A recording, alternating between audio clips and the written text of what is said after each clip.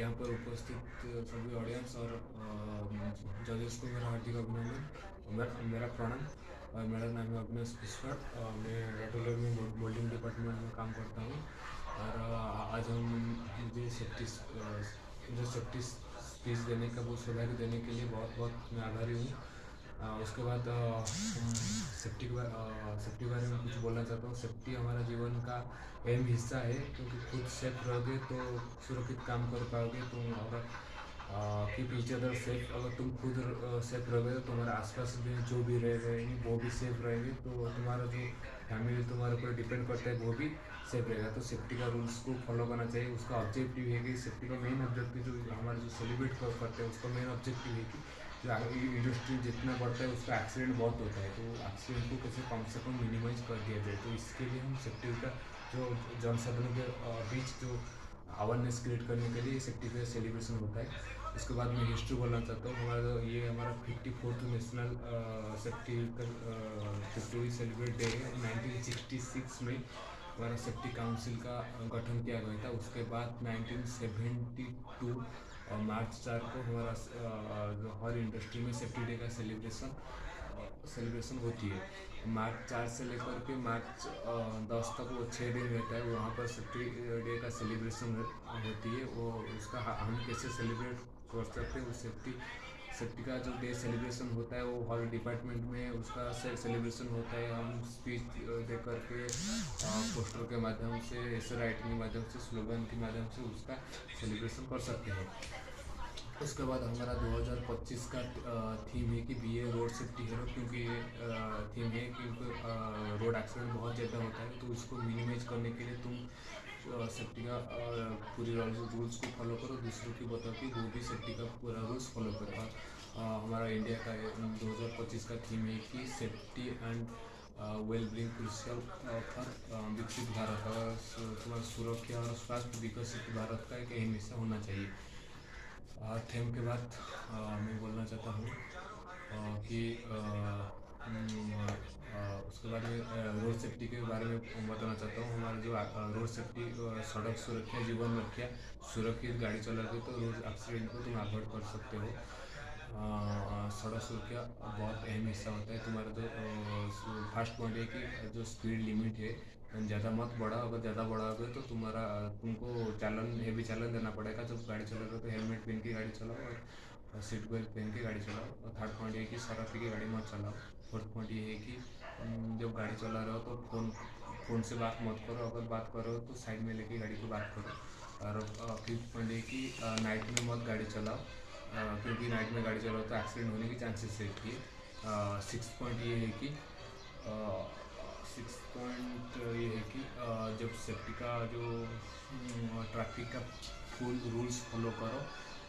उसके बाद जो तुम्हारा साइन रहता है कि लेफ्ट ऑन टू राइट, और आगे हम से, आगे जंगल है, आगे ब्रिजेस है, उसका भी पूरा गाइडलाइंस फॉलो करके चलाओ।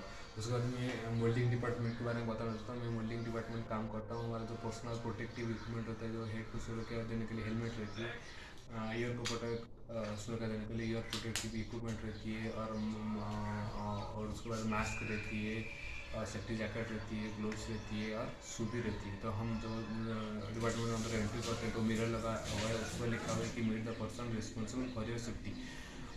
मतलब तुम्हारे जब कुछ भी प्रॉब्लम होता है तुम खुद ही रिस्पॉन्सिबल होते हो। तुम्हारे लिए कोई दायी नहीं रहेगा। अगर तुम्हारा कुछ प्रॉब्लम होता है तो तुम्हारा कंपनी में आ नहीं पाओगे, काम नहीं कर सकते, तुम ही सफ़र करोगे। उसके बाद होता है कि एक पॉइंट होता है कि जब फुट स्टेप यूज़ कर रहे हो तो उसको अच्छे से यूज़ करो। अगर ध्यान से यूज़ करो, नहीं तो पैर में चोट लग सकती है। और सेकंड पॉइंट ये है कि जब सीट निकाल रहे हो तो सेफ्टी ग्लोव्स का प्रॉपर यूज़ करो, क्योंकि हाथ जलने की चांसेस रहती है। और थर्ड पॉइंट ये कि अगर ऑयल मशीन के आसपास, कूलिंग टेबल के आसपास, ट्रॉली के आसपास गिरा है तो उसको अच्छे से साफ करो। फोर्थ पॉइंट ये कि जब मतलब ऑटोनोमस मेंटेनेंस कर रहे हो तो मशीन को अच्छे से क्लीन करो। जो स्प्रे मार रहे हो तो वहाँ पर गॉगल्स होना चाहिए, नहीं तो आँख में गिर सकती है और आँख को ख़राब कर सकती है। और उसके बाद फिफ्थ पॉइंट ये है कि हमारा जो मशीन हम ऑपरेट कर रहे हैं प्रेस मशीन, वहाँ पर एक सेफ्टी का डोर दिया गया है, और जब गलती से हमारा हाथ उसके अंदर आएगा तो मशीन इमीडिएटली स्टॉप हो जाएगा। वहाँ पर फोटो का अलार्म आएगा, उसको रीसेट करने के बाद मशीन रिज्यूम होगा। उसके बाद सिक्स पॉइंट ये है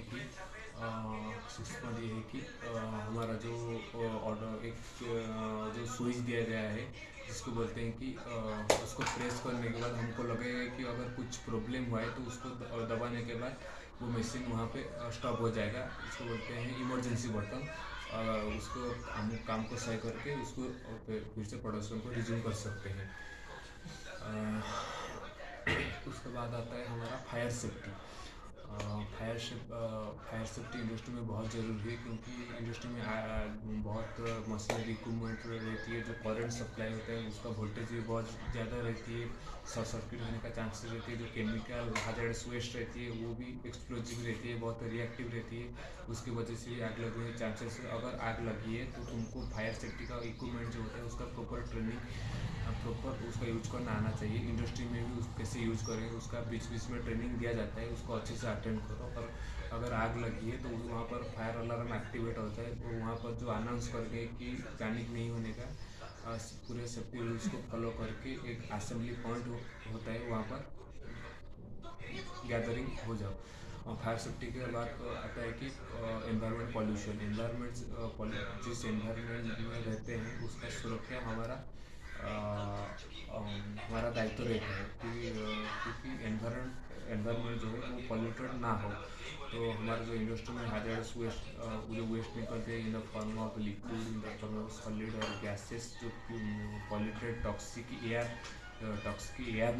निकलता है ना, उसको प्यूरीफाई करके हमको एनवायरनमेंट को छोड़ना चाहिए। क्योंकि जो एनवायरनमेंट में अगर वो प्यूरीफाइड मिक्स हो जाएगा तो उसके लिए हमको इनडायरेक्टली ग्लोबल वार्मिंग का सामना करना पड़ सकती है। और जो हम हेल्थ में कंज्यूम अगर करेंगे तो हमारा हेल्थ के लिए हमारा लंग्स डैमेज हो सकती है, हमारा हेल्थ का भी प्रॉब्लम हो सकती है। तो एनवायरनमेंट के लिए खास ख्याल रखना चाहिए। इसके लिए भी तुम्हारा जो ज़्यादा से ज़्यादा प्लांटेशन करो, ये सब कर सकते हो एनवायरनमेंट की सेफ्टी के लिए। एनवायरनमेंट सेफ्टी के बाद में मेटल हैंडलिंग का जो मेटल हैंडलिंग करते हैं हम, जो ट्रॉली लगाते हैं ट्रिमिंग पे, तो मेटल हैंडलिंग जब करते हैं तो ट्रॉली को सेफ्टी लगाओ, आगे पीछे कुछ है क्या उसको सही तरीके से देख के मेटल हैंडलिंग कर सकते हो। मेटेरियल हम लेते हैं ना तो एक्सीडेंट होने का चांसेस रहती है, क्योंकि मेटल हैंडलिंग सेफ्टी करने के बाद आता है हमारा जो hazardous हैंडलिंग hazardous वेस्ट का मैं जो मैनेजमेंट है, मैं 5 पॉइंट बोलना चाहता हूँ कि हमको आइडेंटिफाई करना है कि वो hazardous वेस्ट क्या है। उसका सेकंड पॉइंट होता है उसको नॉन hazardous वेस्ट से सेपरेट करना।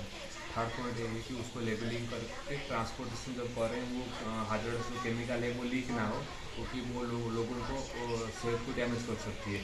फोर्थ पॉइंट है कि जब उसका प्रॉपर ट्रीटमेंट और प्रोसेसिंग होना चाहिए, जो फिजिकल प्रोसेसिंग, केमिकल प्रोसेसिंग और बायोलॉजिकल 3 प्रोसेस से उसका जो न्यूट्रलाइज किया जाता है, उसका रिएक्टिविटी को कम किया जाता है।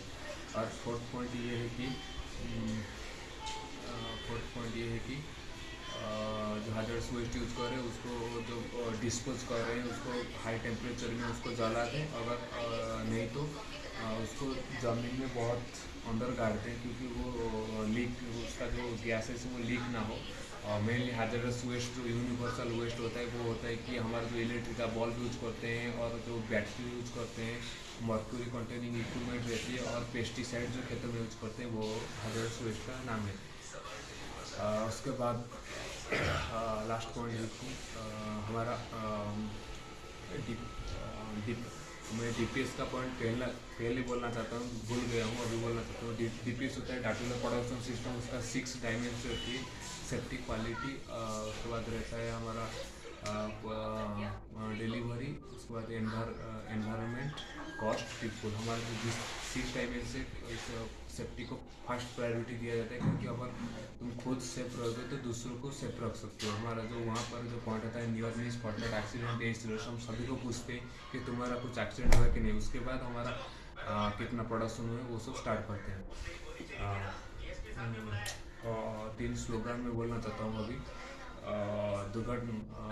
सावधानी घटी दुर्घटना घटी, सुरक्षित कर्मी, सुखी परिवार। और थर्ड पॉइंट है सुरक्षा को जीवन में अपनाएं और सुरक्षित रहे।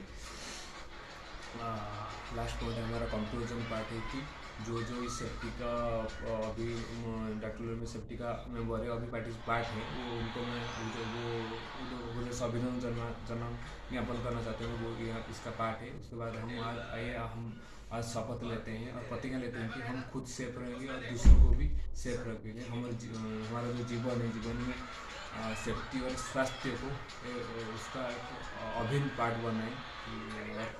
अगर हम खुद सेफ रहेंगे तो हमारा गांव सेफ रहेगा, हमारा परिवार सेफ रहेगा, हमारा अल्टीमेटली देश साफ रहेगा। तो लास्ट पॉइंट ये है कि जो सेफ्टी सुरक्षा जीवन का आधार होना चाहिए। सुरक्षित भारत हो सका। Thank you.